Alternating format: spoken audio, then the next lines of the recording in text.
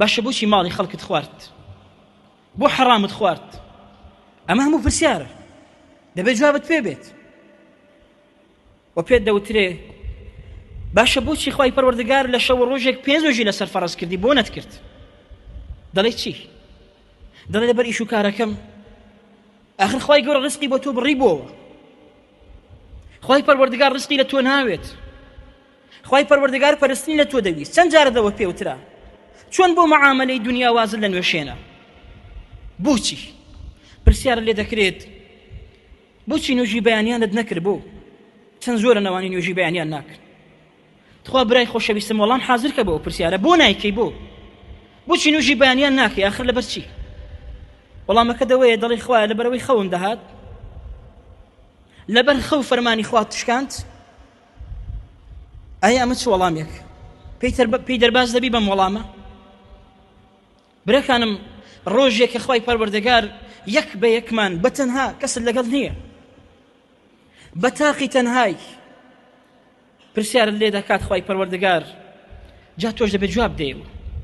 دەڵێ جواب نادەمەوە. يوم تشهد عليهم ألسنتهم وأيديهم وأرجلهم بما كانوا يعملون. زبانت شاهد لەسەر دەدا، زبانت دەڵێ قسە ناکەم، باش مۆر لەسەر زبانت دەدرێ، زبانت قسە ناکە، دەستەکانت شایەدی لەسەر دەدەن، پێیەکانت شایەدی لەسەر دەدەن. خۆت دەتەوێ قسە نەکەی بەڵام دەستەکانت بە قسە دێت. چۆن؟ ئێمە نازانی. ڕۆژێکە براکانم تۆ لە دنیا تاوانت کرد بۆ ئەو دەستانە، بۆ ئەو قاچانە، بۆ ئەو ورگە، بۆ ئەو پێستە، بەڵام ئەوانە هەمووی دەبنە دوژمنت شایەدی لەسەر دەدەن. لما شهدتم علينا؟ تۆ دەڵێ باشە بۆ شایەدیم لەسەر دەدەن؟ من بۆ دنیا بۆ ئێوەم کرد. ئەوان وەڵامەکەیان چییە؟ خۆ بەدەست خۆیان نییە. ئەو پەروەردگاری هەموو شتێکی بە قسە هێناوە، ئێمەشی بە قسە هێناوە، ناتوانین، دەبێت شایەدیت لەسەر بدەین. برەکەنم ڕۆژێکە دەربازبوون نییە. والله پێغەمبەرمان عەلەیهی سەڵاتو وەسەلام فەرمووی هەر یەکێک لە ئێوە خوای پەروەردگار قسەی لەگەڵ دەکات. ئەمەش پێمان دەڵێ خوای پەروەردگار صیفەتی کەلام و قسەکردنی هەیە.